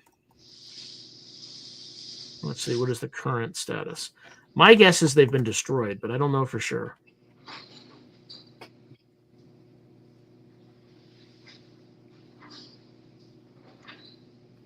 Okay, is still ongoing as of October. Ukrainian forces have managed to hold on to significant portions of territory, reportedly capturing around 1,300 square miles and controlling approximately 100 settlements. Despite Russian counterattacks that have recaptured a few villages, the bulk of Ukrainian-held territory remains under their control. Okay, Ukraine's strategy appears to be aimed at creating a buffer zone to prevent Russian artillery. Okay. Ukrainian forces are also attempting to draw military resources away from more critical assets areas of the front line. However, Russia has deployed significant reinforcements, including 50,000 troops, to counter the Russian-Ukrainian presence in Kursk, though Ukraine continues to supply and reinforce its positions. Again, the Institute for the Study of War. All right, now the Moscow Times, maybe that's, I don't know. I don't know much about the Moscow Times. I don't know if they're... And one question I have too is, does North Korea follow the same rules of war? For example, would Russia be held accountable if North Korea used gas or biological weapons? That's a good question. Well, let's first ask about the North Korean incursion. So, are there North Korean soldiers in Ukraine?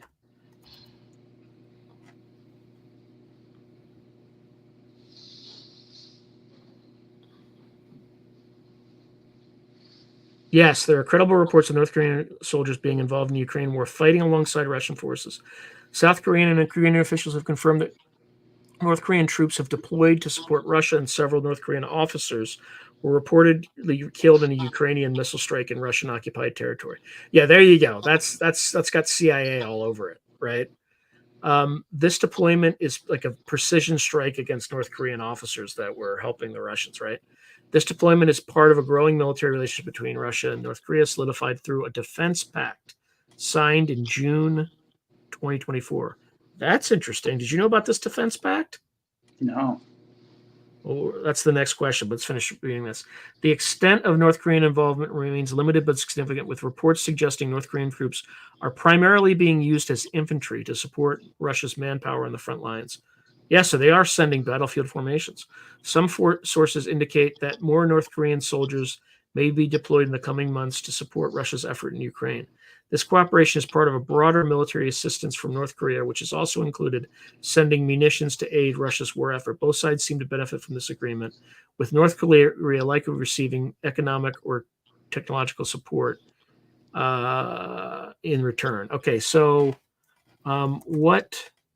please summarize the agreement that Russia and North Korea signed in June 2024. This is good stuff here. Yeah, Putin visited North Korea recently. Maybe that was part of that whole thing. It's similar to a military alliance. You believe this? Pact was signed, visit his first in 25 years, highlighting the deepening cooperation. It included provisions for military and support in the event that either nation is attacked, signaling a strategic partnership that goes beyond mere diplomatic or economic cooperation. North Korea has reportedly begun providing munitions and military personnel to assist Russia in the war in Ukraine, while Russia offers economic aid and potentially technology transfers in return. This collaboration is part of a broader geopolitical shift that both nations face increasing isolation from Western powers and are looking to bolster each other's military capabilities on the ground. I mean, how is this not is this in the New York Times? No, I first found out from a YouTube influencer. So they don't want to report on anything other than what, they don't want people knowing what's going on in the world. I'm just curious. No, they reported on it. Oh, did they? Okay. Yeah.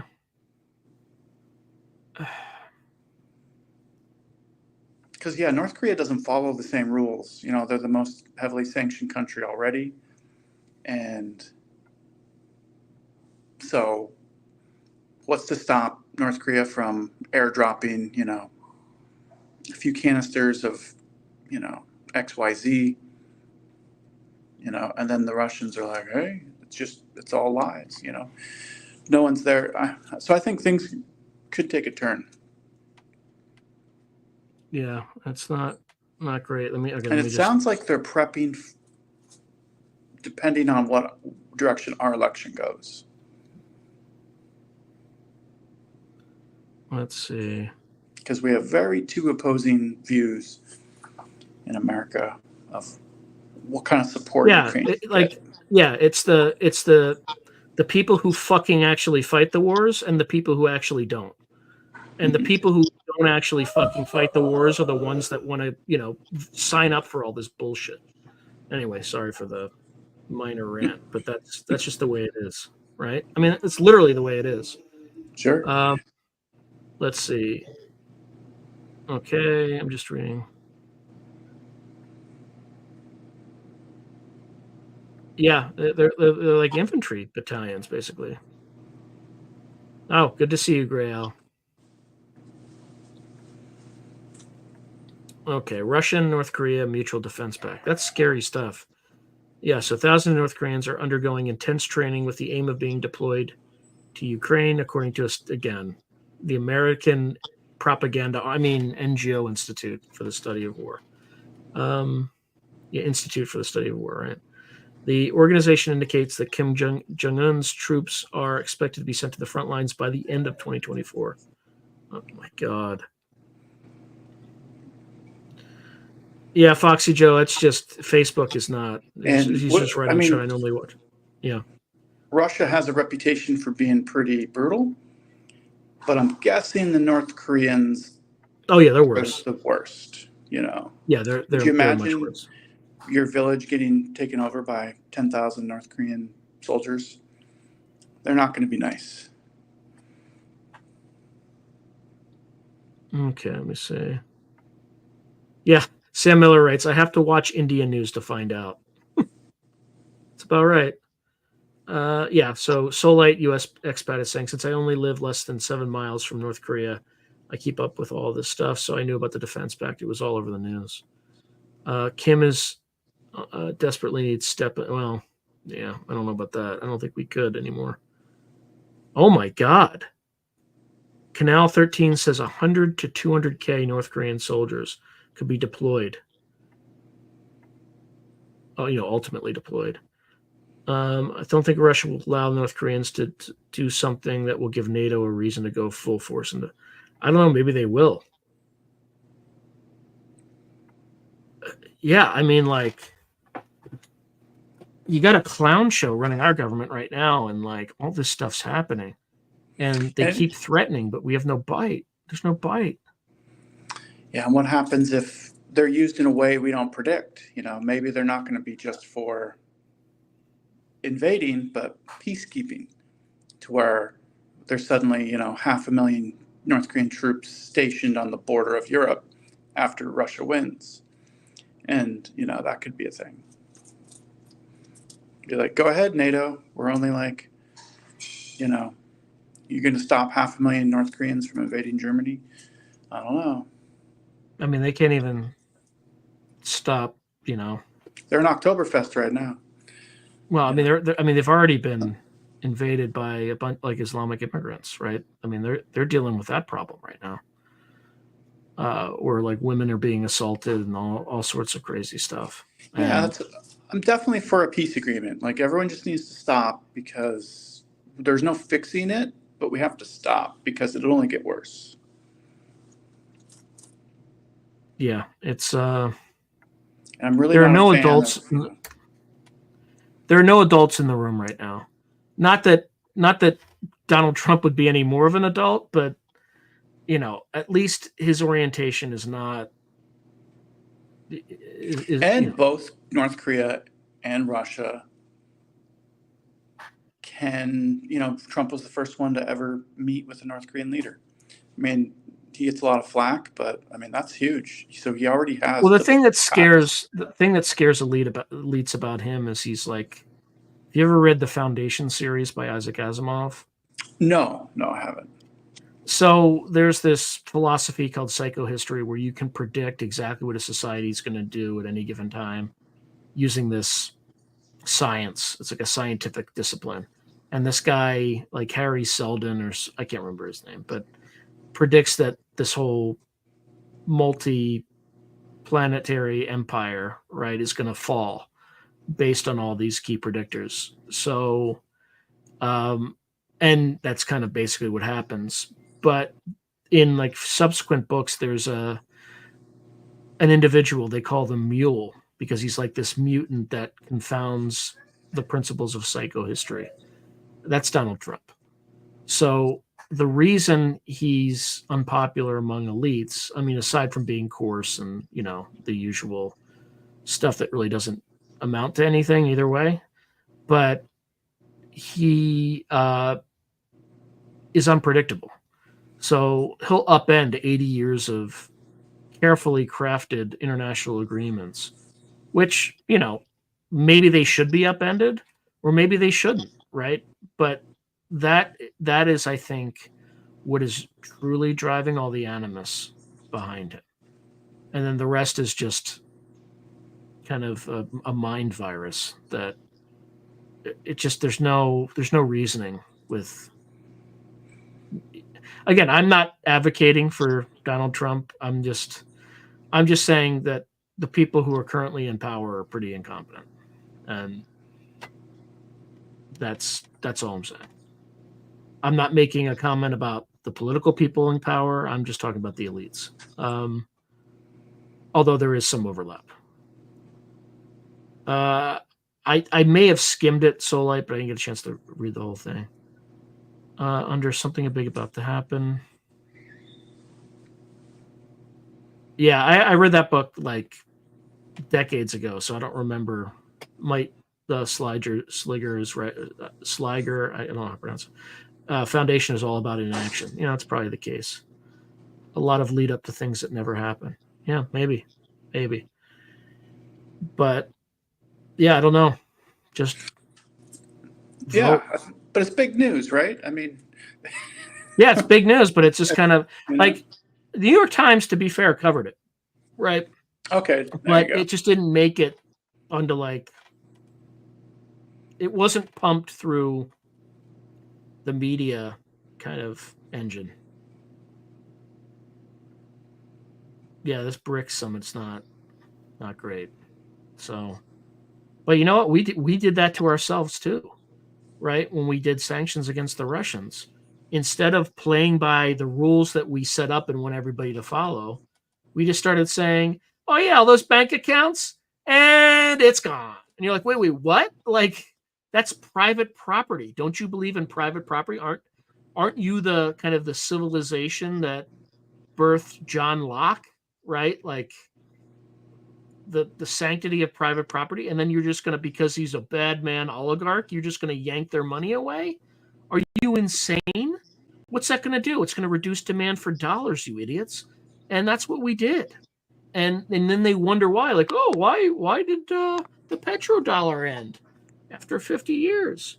Well, I just can't figure that one out. And it's just like, because you've created a system where you can just take away dollars from anybody at any time for any reason.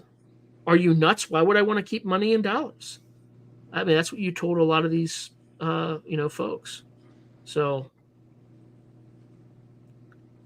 okay, so Sam Miller's writing, "We are literally democracy crusaders spreading democracy via regime change." Yeah, it's ridiculous. Like, some cultures just don't do well with democracy. I mean, our own country, I mean, you'd think after there's a disaster, would just swarm with the support. But instead, they made it political. And, so the way our country thinks is, how can we use this to, stay in power, rather than, hey, we should do the right thing and help people. We should do the right thing, and but instead they're just, so the whole government right now is run by a ghost. Where's Biden? Yeah, nobody's we know where he is. He's here's the thing. Out, The people who are running the government are still running the government, right? They're just faceless bureaucrats that we didn't elect. Some of them are competent. Some of them are absolutely. I was going to say the R word, but I decided. I see news coming out all the time in Washington talking about how crime is up, and then I'll see Pete Buttigieg in Twitter saying how crime is down.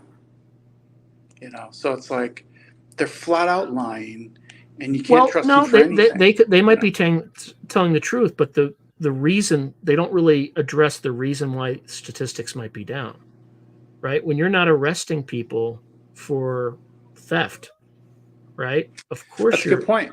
Crime's going to get better. Shoplifting's legal. Yeah. When you say, they can steal up to $900, totally fine, not a problem, right?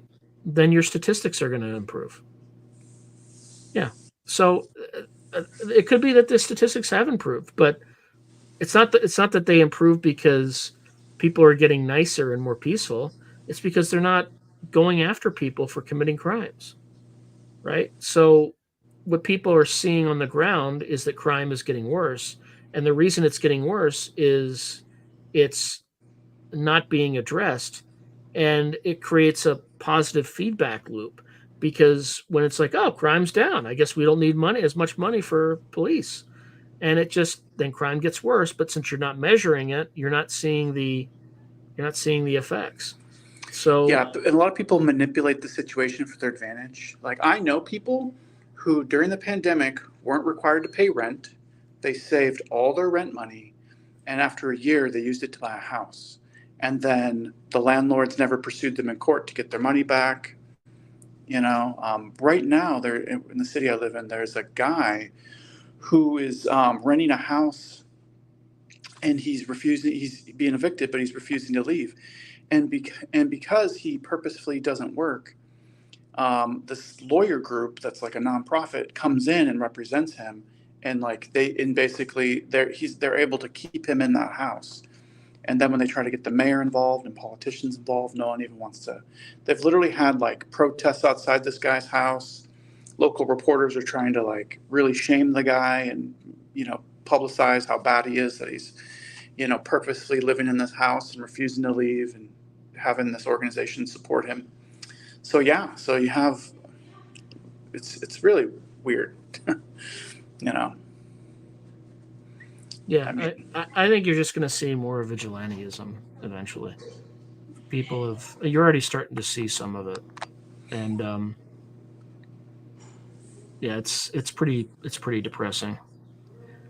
But let's see. yeah, exactly. Yeah, there's just there's no. Yeah, go ahead. Like after World War II, organized crime kind of flourished, right? But it also had a place in society where you could actually go to your local, hey, this guy's not leaving. They got lawyers. And he's like, okay. And he's like, hey, I'd really like to be your friend, And then suddenly the guy moves out. But, and I think we're going to head back towards that way in the next 20, I 30 do too. years, I do too.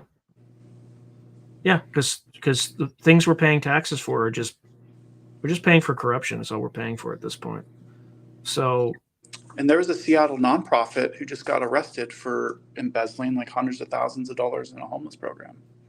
That just happened. Yeah, there's a bunch of Somalis in Minnesota that used some of the like COVID programs to embezzle like $250 million.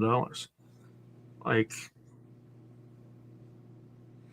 and I just found out, like, I don't know if you noticed, like my tax return wasn't very good, and I talked to a lot of other people, their tax return wasn't very good, and I looked it up, and it turns out if there's inflation, the IRS will take more taxes from you because money's worth less.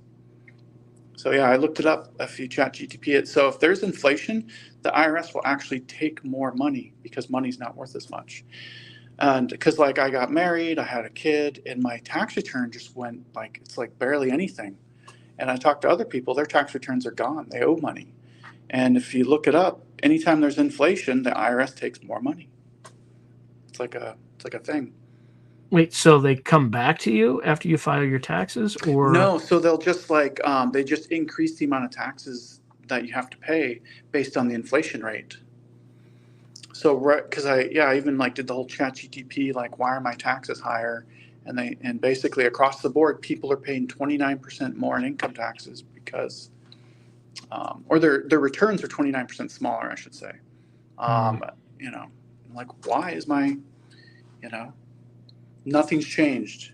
I've been same routine. I've been stuck in this routine for 10 years, but my tax return's smaller and smaller. Why? So yeah, so inflation. So that means all that COVID money everybody got. We got a couple checks. That was just taken back. I got the money we gave you caused inflation, and now we're going to. Was that part of it? Was that part? Did they ever take that money back? I'm not sure. That's a good question. Yeah, I definitely did get any of that money. I got nothing, but yeah, I gotta see how much longer I can live in this screwed up state. So, that I apparently if you're an illegal immigrant, you can vote in the election in California because you're not allowed to check IDs. You gotta buy an ID to get a gun. You have to have an ID to drive a car, but for some reason to vote, that's just too much.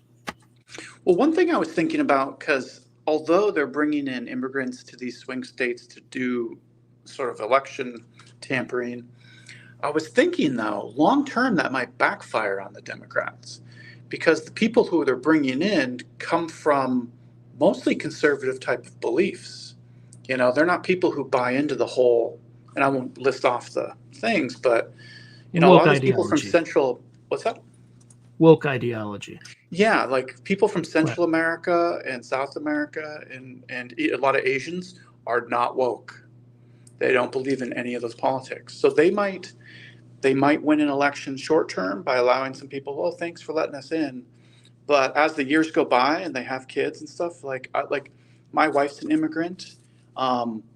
Immigrants who come in legally hate illegal immigrants, you know. Mhm. And a lot of my employees are immigrants, and they say to me, like, hey, we worked with the special forces in Afghanistan. They examined me from head to toe for 10 years before they let me in. And now they're just letting these other people in with no checks whatsoever. And so, so I think it's going to backfire.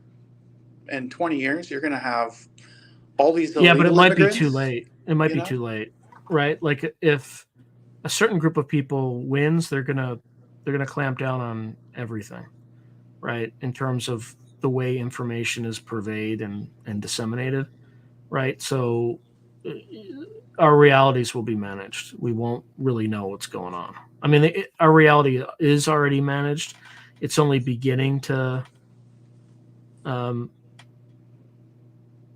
Okay, wait.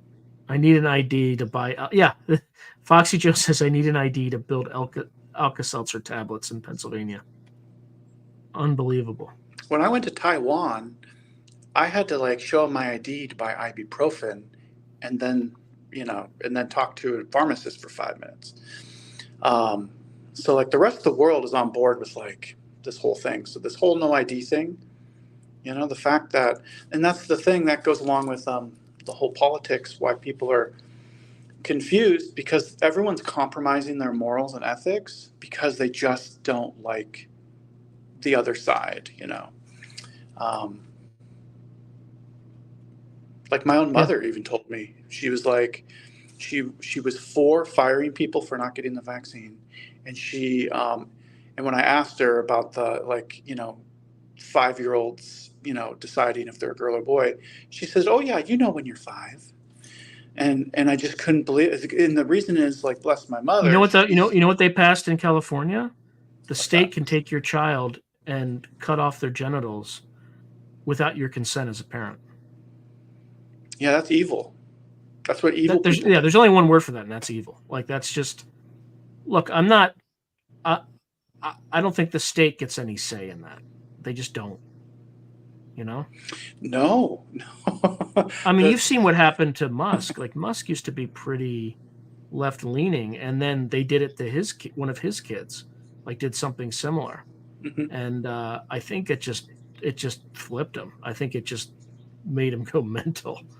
Right. Well, I was talking to like another parent at the school, and out of nowhere, they're like, "Yeah, you know, it's around 3rd grade. They're going to start seeing transgender friends." And I was like, "What? 3rd grade? I couldn't even do multiplication or write in cursive. You know, I was trying to, I was playing duck hunt." So, yeah, it's just like, look, just keep this stuff away from kids. That's it. We're not saying you can't choose who you are, your gender. Like, you can do that whenever you want if you're an adult. I don't care, but you don't do that to kids. It's just not. One aspect that's interesting, I think, that it can affect people is divorce proceedings. Like, oh, he doesn't recognize that, you know, he identifies as a girl now. And, you know, so there's literally like, you will literally parents will manipulate their kids to win their custody in court. Things like that can happen too. And I've already, because my kid's in school now, and I'm actually like worried one day. So, you know, hopefully my kid's smart enough, and I'm pretty straightforward with her, and you know, like explain like, hey, like these people are, you know, blah blah blah. That way, when she's presented with these ideas, I know you have to counter program. That's what's even that's scary too. right? You have to warn them.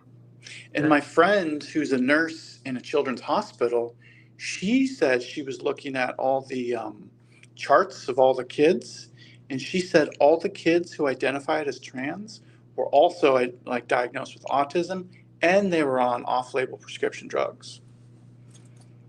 Tell me that's not a coincidence, or is a coincidence, you know? Yeah, that's So, weird. and in Seattle, if your 10-year-old wants to go on puberty blockers, they'll do it. You know, so that's, you know, and I'm just pointing out facts. I'm a very loving person, and I don't want to attack any community or whatever. Yeah, like I said, you're an adult. But I don't care what you. It's not my. Yeah, but when it's not my business. kids, and if you can go to Seattle Children's Sex Reassignment website, it's literally like says it right there on their website. Like, hey, they do, you know, sex reassignments, and it's for profit. They make a lot of money doing those surgeries. And then there's a lot of kids who grow up and they regret having done this. That's what's really disturbing, right? So yeah, it's interesting. They don't really provide resources for a lot of things, but they provide these resources to do crazy things. You know, it's like, yeah, I don't. You just gotta watch the people around you and avoid, you know, certain people. So it's just scary being a parent. Like, you know, I guess whether it was in, you know, 2000 BC or 2024, like, man, like, this is just, it's brutal. 100%. All right, we probably should call it a night. But Troy, thank you for spending your time on here with me. Awesome. Thanks, Sean. And thanks everyone for watching. See you next week. Hopefully Grant Cameron will remember that he's going to be on next week, but I'll have to remind him. Yeah, Grant's awesome. So he is awesome. All right. Take care, Thank Sean. you, everyone. All right. Have a great night. Bye, y'all.